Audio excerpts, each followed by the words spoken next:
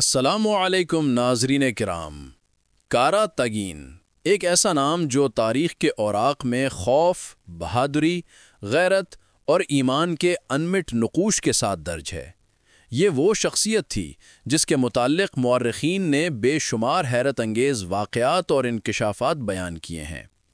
کارا تگین کی زندگی ایک ایسی داستان ہے جو وحشت سے رحمت تک، کفر سے ایمان تک اور درندگی سے انسانیت تک کا سفر طے کرتی ہے۔ ناظرین کرام، کارا تگین وہ شخص تھا جو بھیڑیوں کے قبیلے کا سلطان کہلاتا تھا۔ یہ لقب محض ایک نام نہ تھا بلکہ ایک طرز زندگی، ایک عقیدہ اور ایک وحشی فلسفہ تھا۔ تاریخ کے مطابق کارا تگین اور اس کے ساتھی صدیوں تک جنگلوں میں بسنے والے وہ لوگ تھے جنہوں نے انسانوں سے زیادہ جانوروں کے طور طریقے اپنا لیے تھے۔ ان کے لیے طاقت ہی انصاف تھی اور کمزور کے لیے رحم کا کوئی تصور نہ تھا۔ ناظرین اکرام، یہ لوگ اپنے آپ کو بھیڑیوں سے مشابہت دیتے، اپنے جسموں پر بھیڑیوں کی کھال لپیٹتے اور اپنے سروں پر بھیڑیوں کے سروں جیسے نقاب پہنتے۔ ان کے رقص، ان کے نعرے، حتیٰ کہ ان کی عبادت کے انداز بھیڑیوں کی حرکات سے متاثر تھے۔ یہی وجہ تھی کہ ان کے مخالفین انہیں انسانوں کے جسم میں قید بھیڑیے کہا کرتے تھے۔ اور جو لوگ صلاح الدین ایوبی ڈرامہ سیریز دیکھ چکے ہیں وہ بخوبی جانتے ہیں کہ کارا تگین کا کردار کس قدر خوفناک مگر شجاع اور پرجلال دکھایا گیا ہے۔ ان کے بھیڑیوں جیسے سپاہی، ان کی چیخیں، ان کا جنگی لباس اور ان کی آنکھوں کی درندگی سب کچھ دیکھنے والوں کے دلوں پر ایک گہرا نقش چھوڑ جاتے ہیں۔ لیکن ناظرین کرام، آپ میں سے بہت کم لوگ یہ جانتے ہوں گے کہ یہی کارا تگین جو ایک وقت میں وحشت کی علامت تھا، ایک دن اسلام کی روشنی سے منور ہو جاتا ہے۔ یہ وہ لمحہ تھا جب ایک درندہ انسان بن گیا اور ایک ظالم سپاہی صلاح الدین ایوبی رحمت اللہ علیہ کا وفادار اور جانثار سپاہی بن گیا۔ سوچنے کی بات یہ ہے ناظرین، آخر ایک ایسا شخص جو اپنے قبیلے میں بھیڑیوں کا آقا کہلاتا تھا، وہ اسلام کے دائرے میں کیسے داخل ہوا؟ اس کی زندگی کا وہ کون سا واقعہ تھا جس نے اس کے دل کو بدل ڈالا؟ تاریخ کی کتابوں میں اس کے اسلام قبول کرنے سے متعلق کئی حیرت انگیز واقعات ملتے ہیں، جن میں سے بعض تو اتنے مؤثر ہیں کہ سننے والا بھی لرز اٹھتا ہے۔ کارا تگین کے ایمان لانے کے بعد اس کی زندگی بالکل بدل گئی۔ وہ نہ صرف صلاح الدین ایوبی رحمت اللہ علیہ کا وفادار سپاہی بنا، بلکہ ایک روحانی امانت دار حضرت عمر مولا عفی رحمت اللہ علیہ کے قریبی ساتھیوں میں بھی شمار ہونے لگا۔ اس کے کردار میں ایسی تبدیلی آئی کہ جو لوگ پہلے اس سے خوف کھاتے تھے، وہی بعد میں اس کی قربانی اور اخلاص کے قائل ہو گئے۔ اب سوال یہ پیدا ہوتا ہے ناظرین کرام، یہ لوگ اپنے آپ کو بھیڑیوں سے مشابہت کیوں دیتے تھے؟ کیا یہ ان کی مذہبی رسم تھی یا ایک جنگی شناخت؟ وہ اپنے سروں پر بھیڑیوں کی کھال کیوں پہنتے تھے؟ کیا یہ طاقت کی علامت تھی یا وحشت کی؟ اور آخر وہ کون سی وجوہات تھیں جن کی بنا پر وہ عام انسانوں سے دور ہو کر جنگلوں کے باسی بن گئے؟ یہ سب سوالات نہایت اہم ہیں اور ان کے جوابات ہمیں اس قبیلے کی تہذیب، عقائد اور طرز زندگی میں چھپے ملتے ہیں۔ ناظرین کرام، آئیے اب تمام تاریخی حقائق، حالات و واقعات اور روایات کی روشنی میں ان تمام رازوں سے پردہ اٹھاتے ہیں۔ لیکن اس سے پہلے اگر آپ نے کارا تگین کی بہن عصمت خاتون پر میری ویڈیو نہیں دیکھی تو ضرور دیکھیں۔ اس ویڈیو میں نے تفصیل سے بتایا ہے کہ سلطان نور الدین زنگی رحمت اللہ علیہ کی اہلیہ عصمت الدین خاتون نے صلاح الدین ایوبی رحمت اللہ علیہ سے نکاح کیوں اور کیسے کیا، اور کارا تگین کے قبیلے کا ان سے کیا گہرا تعلق تھا۔ بہرحال ناظرین، آج ہم تاریخ کی ایک ایسی غیر معمولی اور پراسرار شخصیت پر بات کریں گے جس کی زندگی ایک سبق ہے۔ کارا تگین، وہ جنگجو، وہ سردار، وہ درندہ جو ایمان کے نور سے منور ہوا۔ ناظرین کرام، کارا تگین کا تعلق بہرو قبیلے سے تھا اور اس کے والد انر بے اس قبیلے کے با اثر سردار مانے جاتے تھے۔ یہ لوگ ابتدا میں کسی خانہ بدوش قوم کا حصہ نہیں تھے، بلکہ دمشق کے ایک عظیم محل میں رہائش پذیر تھے، وہی محل جو بعد میں سلطان نور الدین زنگی رحمت اللہ علیہ کے زیر اختیار آ گیا۔ کہانی کچھ یوں ہے کہ جب بہرو قبیلہ دمشق پر حکمران تھا تو سیاسی وجوہات اور باہمی دشمنیوں کے باعث سلطان نور الدین زنگی رحمت اللہ علیہ نے ان سے دمشق کا قلعہ چھین لیا۔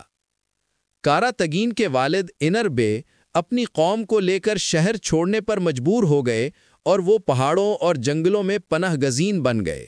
یوں وہ آہستہ آہستہ خانہ بدوش قوم میں تبدیل ہو گئے۔ ناظرین کرام، کارا تگین اور اس کے وفادار سپاہی پہاڑوں میں جا کر الگ رہنے لگے، جہاں انہوں نے نہ صرف اپنی بقا کے لیے جنگ لڑی بلکہ اپنی طاقت کو کئی گنا بڑھا لیا۔ ان کے ارد گرد بھیڑیوں کی بہتات تھی۔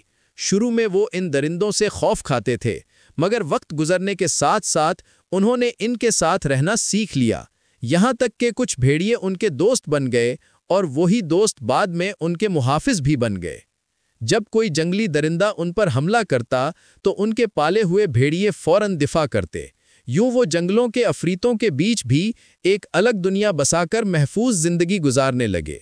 ناظرین کرام، کارا تگین اور اس کے قبیلے کا اصل پیشہ لوٹ مار اور غارت گری تھا۔ یہ لوگ قافلوں کو لوٹ کر اپنی زندگی گزارتے تھے۔ ان کے نزدیک بہادری کا مطلب تھا کسی کمزور قافلے پر اچانک حملہ کرنا اور مال غنیمت حاصل کرنا۔ یہ قبیلہ اپنی تلواروں کی چمک اور اپنی درندگی کے لیے مشہور تھا۔ ان کی دنیا کا قانون صرف ایک تھا، طاقتور ہی حق پر ہے۔ ناظرین، یہ لوگ زیادہ تر صلیبی سرحدوں کے قریب کے علاقوں میں رہائش اختیار کرتے تھے۔ ان کی غاروں کے ایک طرف صلیبیوں کی زمینیں تھیں اور دوسری جانب مسلمانوں کے علاقے۔ یوں یہ دونوں طرف کے قافلوں پر نظر رکھتے اور جیسے ہی موقع ملتا اچانک حملہ کر کے قیمتی سامان لوٹ لیتے۔ کئی مرتبہ تو وہ تجارتی کارواں لوٹنے کے بعد پورے دیہات کو بھی اجاڑ دیتے اور قیدیوں کو غلام بنا لیتے۔ وقت گزرنے کے ساتھ ان کے پاس سونا، چاندی، ہتھیار، گھوڑے اور مال غنیمت کے انبار لگ گئے۔ دولت ان کے پاس ضرور تھی، مگر انسانیت کا شائبہ تک نہیں تھا۔ ان کے دل سخت اور ان کی فطرت درندوں جیسی تھی۔ انسانوں سے ان کا کوئی تعلق نہ تھا، بلکہ وہ انسانوں سے نفرت اور جنگ کو اپنی عبادت سمجھتے تھے۔ ان کے قبیلے کے کچھ افراد اسلام کے قریب آ گئے تھے، مگر چونکہ کارا تگین اور اس کے خاص ساتھی پہاڑوں اور گھنے جنگلات میں رہائش پذیر تھے، اس لیے ان تک اسلام کی روشنی نہیں پہنچ سکی۔ تبلیغ کے قافلے وہاں تک نہیں جا پاتے تھے اور وہ اپنی پرانی جاہلیت پر قائم رہے۔